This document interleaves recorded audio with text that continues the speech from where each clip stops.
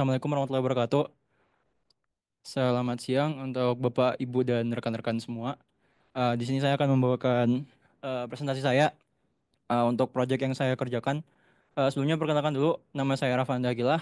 Saat ini saya adalah seorang mahasiswa S1 di ITB. Dan proyek yang akan saya presentasikan ini juga merupakan bagian dari tugas akhir saya di bawah bimbingan Pak Taufik Hidayat dan juga dibantu oleh Pak Agus, Pak Maman, dan Pak Irfan dari Boska. Jadi project ini temanya adalah untuk mengembangkan sebuah instrumen mini yang portable yang bergerak di daerah radio seperti itu. Outline untuk presentasi saya kali ini akan dimulai dari membahas latar belakang kenapa saya mengerjakan project ini, kemudian konsep yang saya pakai, desain instrumen yang saya rancang, dan juga bagaimana progresnya sampai saat ini. Untuk latar belakang kenapa saya memilih proyek ini adalah yang pertama, kalau kita membahas tentang teleskop radio, pasti yang ada di benak kita adalah teleskop yang ukurannya besar, masif, dan stationary gitu. Tentu saja aspek itu tadi muncul karena memang pengamatan di bidang di daerah radio sendiri memerlukan instrumen yang memiliki resolusi cukup besar. Dan untuk itu juga saya berkaca kepada beberapa tahun terakhir ketika mulai berkembang teknologi yang namanya SDR atau Software Defined Radio, banyak bahkan bisa dibilang di komunitas radio amatir yang bahkan bukan orang astronomi begitu mengembangkan teleskop kecil-kecilan yang bertujuan untuk mengamati garis hidrogen. Nah, untuk itu juga saya berpikir kenapa kita yang dari astronomi sendiri tidak mencoba untuk mengembangkannya dan memanfaatkannya begitu. Nah,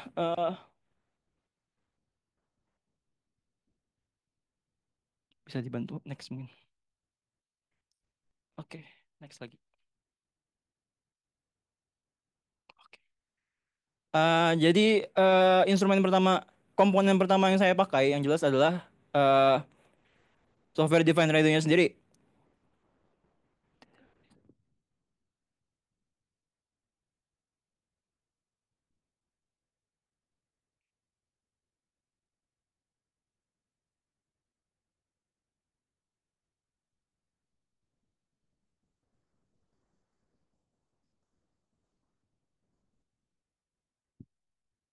Sudah bisa? Tanet? Yeah, all good. Thank Oh, you. iya. Thank you. Oke. Jadi software defined radio sendiri itu adalah sebuah sistem yang dikembangkan di bidang komunikasi radio, yang idenya adalah untuk mengurangi penggunaan komponen-komponen analog seperti filter, mixer, dan amplifier di komponen receiver radionya.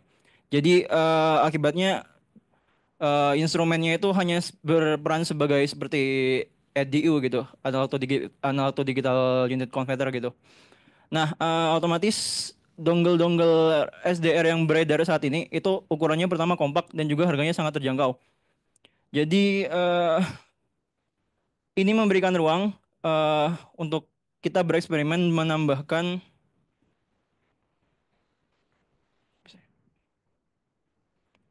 ya ini memberikan ruang untuk kita bisa bereksperimen menambahkan komponen-komponen analog tambahan begitu. Oke.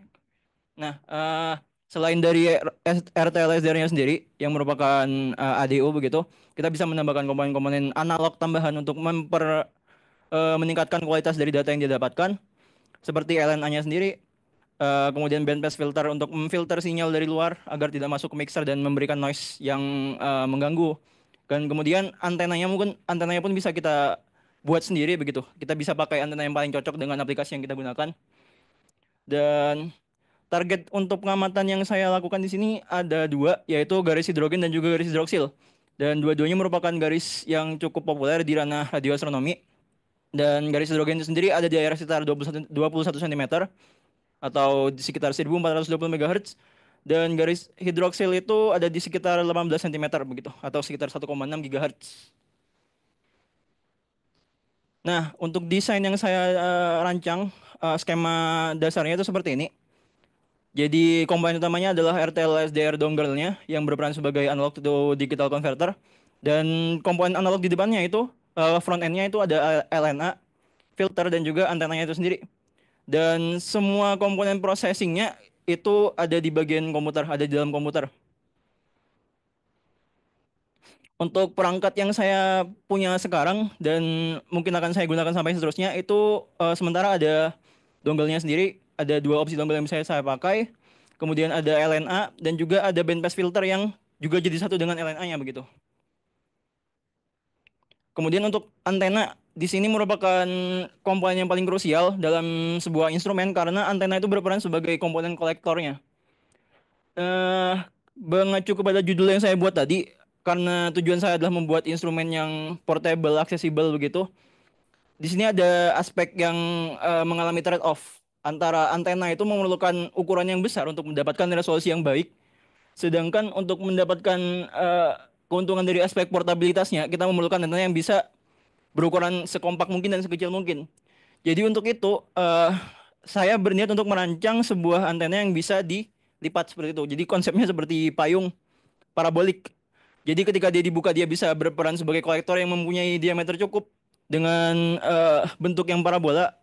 Jadi sinyalnya konvergen seperti itu. Tapi juga bisa dijadikan sebagai objek yang bisa dibawa kemana-mana gitu, seperti payung.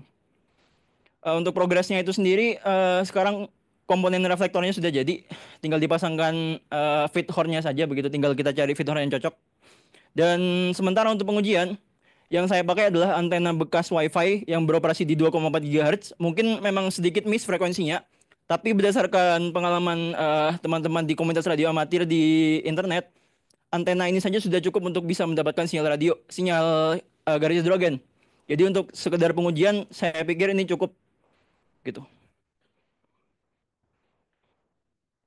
Dan selain dari sistem receivernya, yang saya kerjakan juga merupakan sistem kontrol yang akan saya pakai begitu. Jadi niatnya teleskop portable radio ini bisa di pointing kemana saja, bahkan bisa melakukan tracking begitu. Konsepnya saya pakai mounting alt azimuth saja biasa begitu, dengan menggunakan dua buah motor. Motor yang saya pakai juga merupakan motor yang gampang untuk dikontrol, yaitu motor servo yang sudah ada encoder dan bisa diatur posisinya begitu. Untuk desainnya ini saya dibantu oleh Pak Agus dari Iboska. Jadi ini kita kerjakan bersama-sama. Ya, saya merancang sistem electrical dan juga softwarenya nanti. Dan untuk mechanical-nya mungkin saya akan banyak dibantu oleh bapak-bapak dari Boska. Dan ya fungsi utamanya adalah tadi untuk tracking dan juga untuk pointing begitu, untuk memudahkan kita. Dan rancangannya untuk pengontrolannya pertama dari komputer. Komputer akan memberikan perintah ke microcontroller yang saya pakai melalui komunikasi serial. Lalu microcontrollernya ini akan memiliki port TTL, komunikasi TTL dengan dua servo, yaitu servo dari elevasi dan juga azimuth. Oke, kemudian ini software control, bahkan ketika sekarang mountingnya belum jadi, softwarenya saya sudah jadi duluan gitu. Jadi tinggal dipakai. Softwarenya ini saya buat sederhana saja, dilengkapi dengan GUI untuk pointing altitude azimuth, tracking, dan juga ada map mini yang bisa menyesuaikan dengan LST pengamat begitu. Jadi kita bisa mengarahkan dengan mudah ke Milky Way dan sumber-sumber radio lainnya. Dan untuk data processingnya sendiri, ada banyak opsi sebenarnya yang bisa kita pakai untuk mengolah sinyal dari SDR menjadi spektrum yang layak untuk dianalisis gitu. Dan yang paling sederhana yang saya pakai untuk pengujian saat ini adalah keluaran dari AirSpy, yaitu SDR Sharp. Dan dalamnya ada plugin yang bisa saya pakai untuk melakukan integrasi manual, averaging dalam waktu lama seperti itu untuk mendapatkan sinyal yang SNR-nya bagus. Nah, dan kemudian ada beberapa hal menarik yang ingin saya ceritakan dari selama saya melakukan pengujian sampai saat ini. Jadi ketika pertama kali saya melakukan pengujian pengambilan sinyal dengan setup tadi itu, ada semacam sinyal harmonik yang kalau ditelusuri ternyata spacingnya itu rata. Maksudnya jarak antara fitur-fitur harmoniknya itu sama, yaitu berulang setiap 185 kHz. Jadi ketika saya lipat spektrumnya, itu akan berulang dan tertutup seperti ini gitu. Nah, dugaan kami awalnya sinyal harmonik ini sumbernya dari RFI begitu. Jadi sumbernya memang dari langit. Kenapa? Karena ketika antenanya dilepas, sinyalnya tidak ada begitu. Jadi sinyal ini baru muncul ketika antena terpasang. Jadi dugaan kami ini pasti sinyalnya dari luar gitu. Nah, namun beberapa waktu yang lalu ketika saya punya kesempatan untuk mudik pulang begitu, saya coba lagi di rumah untuk ngambil sinyal dengan antena yang sama, dengan setup yang sama begitu. Dan ternyata hasilnya sama saja, masih ada harmonik. Dan karena di Probolinggo tadi itu sinyal RFI dari FM itu sangat lemah dibandingkan di Bandung, saya yakin sumbernya bukan dari luar, bukan dari sesuatu yang jauh gitu. Akhirnya saya lakukan troubleshooting dengan mengisolasi satu persatu komponen yang saya pakai dan ketemulah sumber masalahnya adalah dari kabel yang saya pakai begitu. Jadi dan lebih lanjut lagi ternyata sumber masalahnya bukan cuma dari kabel, tapi kombinasi antara kabel dan laptop saya begitu ada masalah di groundingnya. Jadi ketika saya eliminasi faktor tadi, alhamdulillah hasilnya hilang gitu. Dan ya karena masalah ini baru teratasi, target selanjutnya adalah yang jelas untuk mendapatkan sinyal hidrogennya terlebih dahulu begitu. Untuk target dan potensinya ini target saya yang pertama jelas adalah untuk mengembangkan prototipenya sampai jadi sampai bisa berfungsi dengan sebagaimana mestinya. Dan untuk potensinya yang paling jelas karena ini teleskop yang mudah untuk di develop begitu ya. Dan karena dia kecil bisa dibawa kemana-mana, kita bisa meniatkan penggunaannya ini untuk yang bersifat penggunaan yang bersifat seperti public outreach atau edukasi seperti itu. Dan kalau mungkin kalian baru tahu, teman-teman semua baru tahu di ITB ini sekarang baru memulai kembali gitu kurikulum astronomi radio. Jadi saya harap ketika teleskop ini siap dipakai gitu, ini bisa jadi pengalaman hands on gitu kepada mahasiswa. Dan untuk broader application-nya tentu saja untuk yang tadi saya bilang untuk outreach dan dan lain sebagainya. Saya pikir setup ini bisa di scale up ke atas maupun ke samping. Jadi maksudnya dia bisa di scale up dalam sisi resolusinya menjadi instrumen yang lebih besar atau juga bisa di scale up dalam kuantitasnya begitu diproduksi dengan lebih banyak. Karena tadi dia mudah di develop, mudah diproduksi dan juga sifatnya portable. Jadi dia punya potensi untuk diproduksi secara lebih besar begitu dan dipakai oleh target yang lebih luas juga begitu. Ya, ini referensi yang saya pakai selama mengerjakan. Terima kasih, mohon pertanyaan dan sarannya. Terima kasih, Rafa. Mungkin satu pertanyaan singkat, silakan.